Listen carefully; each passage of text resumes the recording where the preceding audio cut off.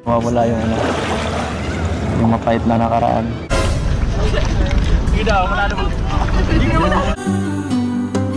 Mapagising o kaya mapatulog, napapansin po natin, malambing na po sila sa bawat isa. Ngayon ang tanong, meron na nga bang namamagitan po sa dalawa?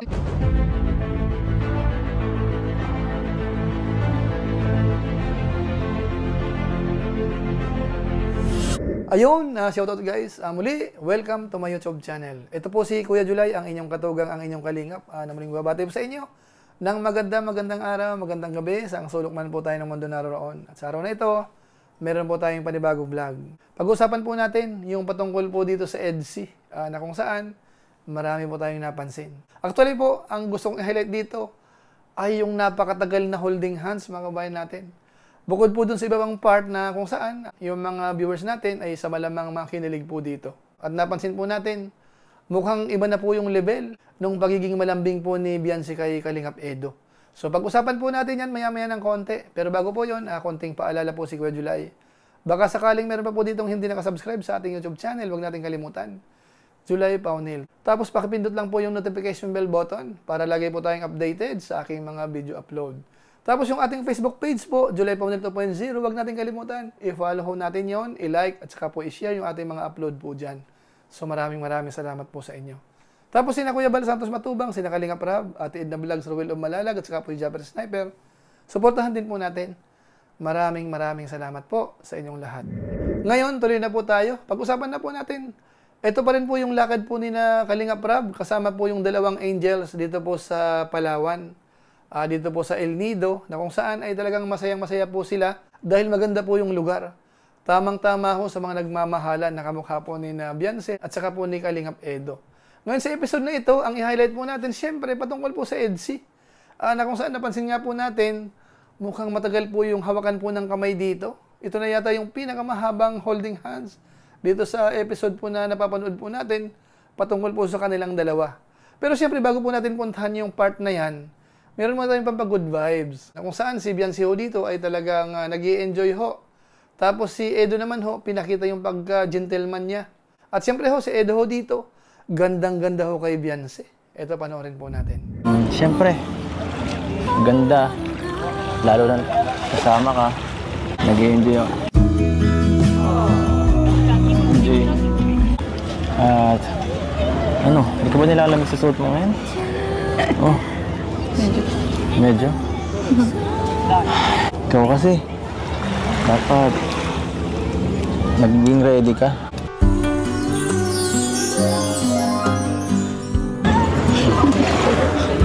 Dapat ready ka, baka magkasakit ka, sige ka. Baka di ka makasama bukas. Ang ganda. Ang ganda mo talaga. Ang ganda po yung pala. Ang ganda po dito. Ang ganda ng tanawin, no? So ayan po mga kababayan po natin, mukhang maganda po yung umpisa po natin. Mukhang meron na po kaagad kinilig po dito sa part na ito. Ngayon yung pangalawa po nating i-highlight, ito po ay medyo maganda rin. Good news po ito sa mga EDSI fans dahil alam nyo po ba, si Kalingap Edo ho ay umamin patungkol po dun sa pait ng kanyang nakaraan. Pero ngayon daw ho, mukhang napalitan na po ng saya dahil kay Beyonce. Panoorin po natin. Kunti-kunti. Nababawas, nawawala yung ano, yung mapait na nakaraan. Napalitan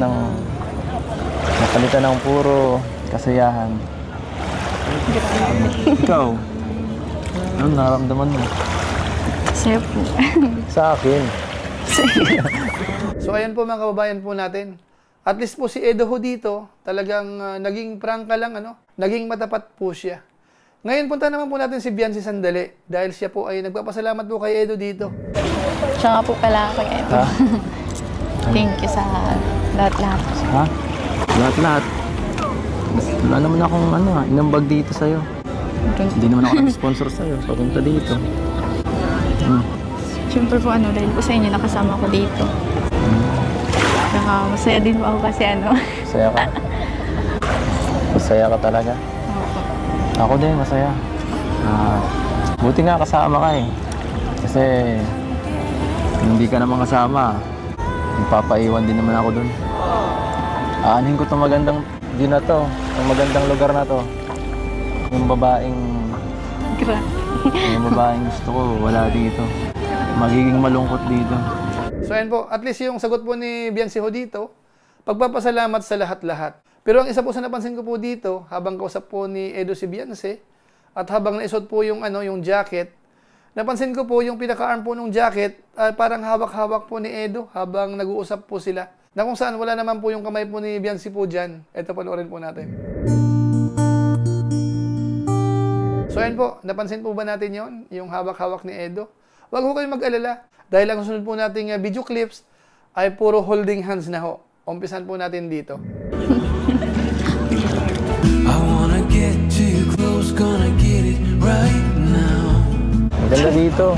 Maganda dito pala mag-moment. Grabe, nagpapasimple po kayo ah.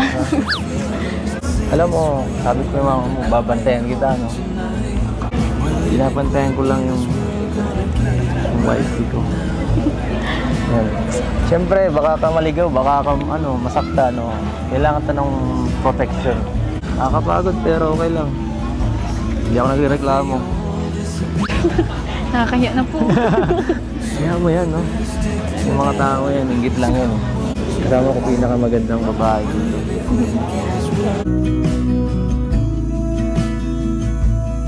You wanna get to me close, why don't you do it right now? So yan po, kababayan po natin. Sabi ni Edo dito, maganda raw po mag-moment dito sa lugar na yan. Although syempre napansin po natin, ang ganda po kasi ng lugar. Talagang napakaganda mag-usap po yung yung nagliligawan. At naisingit po dito yung wifey ho uli. Napansin po ba natin yun, mga kababayan natin? At siyempre ho yung pag-holding hands po nila. Ngayon isunod po natin, ganun din, holding hands pa rin po. Habang nandun sila sa bangka, pumunta po dun sa bandang dulo o dun sa bandang unahan. Talagang maghahawak kamay po, mga kababayan natin. Ito po yun.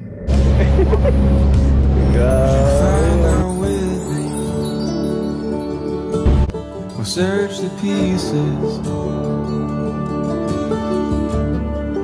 for hope or mumble.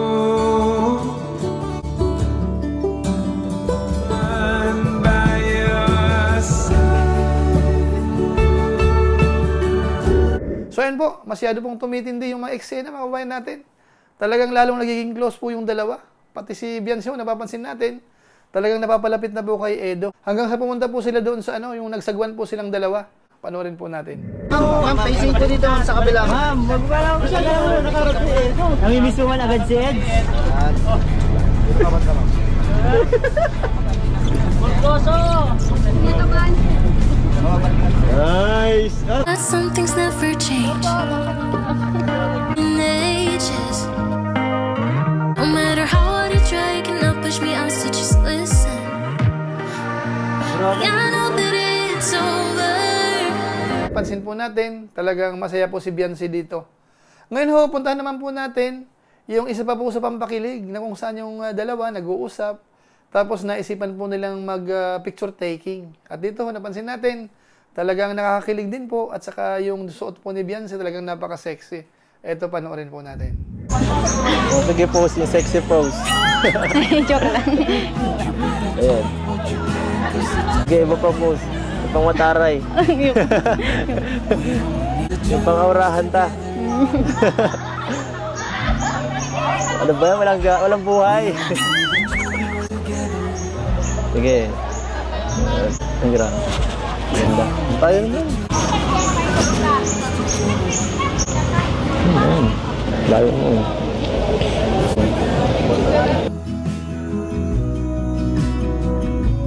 So ayan po mga kababayan po natin, yan pong muli si Biancy at saka po si Edo. Ngayon pupuntahan natin, ito po yung pinakamatindi. Nung sila po ay lumublob po dun sa dagat, talagang napansin natin, masyadong close ho sila dito. Panoorin po natin. Titi ko lang. Oh, grabe siya, di nag-life vest to. Baka mabasa yung cellphone. Napabasa mo to.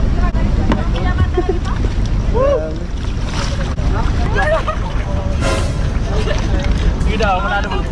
Sige mo na. Sige mo na.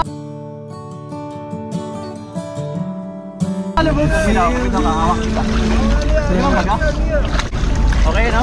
Ano, kaya mo na? Ano kaya mo? Find our way. Ano, di marunong si Edzo. Ha? Marunong? Di marunong si Edzo. Tulungan mo, bro. Alalayan mo. Di marunong.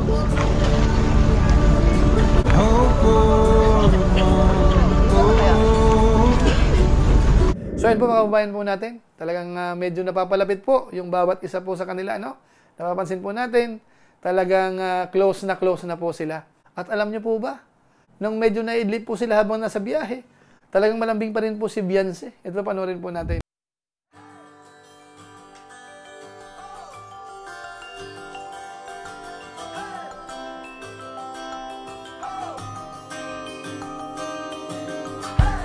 Mapagising o kaya mapatulog, napapansin po natin, malambing na po sila sa bawat isa. Ngayon ang tanong, meron na nga bang namamagitan po sa dalawa, mga kabayan po natin?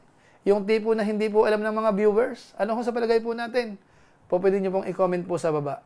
So ayun po, yun lang po muna siguro ang ating maiksing reaction video po dito. Basta ang pinakakabuuan ho ng ating reaction, napapansin po natin, lalaw nagiging close po yung dalawa, tapos yung kanilang holding hands, masyadong matagal po yun. Maraming eksena. At saka po masyadong malambing na po sila sa bawat isa. Although siyempre ho, wala namang masama. Kasi alam naman po natin na si Edo naman ho ay available. Si Edsy naman ho ay ganun din. Bagamat siyempre si Beyonce ho ay medyo bata pa po. Pero sa narinig naman po natin kay Kalingap Edo, hindi naman daw po siya nagmamadali. So siguro po, abang-abangan po natin sa mga susunod na episode dito po sa vlog ni Kalingap Rab patungkol po sa dalawa. So ayun po mga kababayan po natin.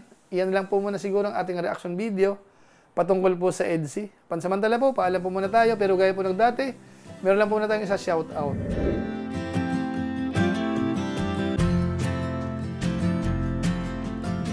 Tapos syempre, yung atin pong kasamaan sa Koos, hindi po natin nakakalimutang pasalamatan dahil mahalaga po ang ating papel sa programa po ng Team Kalingap, particular po sa pabahay program. Kaya maraming salamat po sa inyo. At syempre po sa ating mga followers, lagi pong nanonood sa ating YouTube channel, sa ating Facebook page, maraming salamat po sa inyo, lalong-lalo na po yung mga hindi po nag-skip ng ads, masipag mag-like at saka po nag-share ng ating mga videos. Maraming salamat po sa inyong lahat.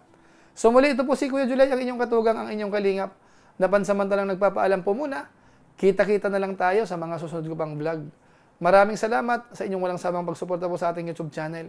Pagpalain nawa kayo ng Diyos, mabuhay tayong lahat. God bless. Bye-bye!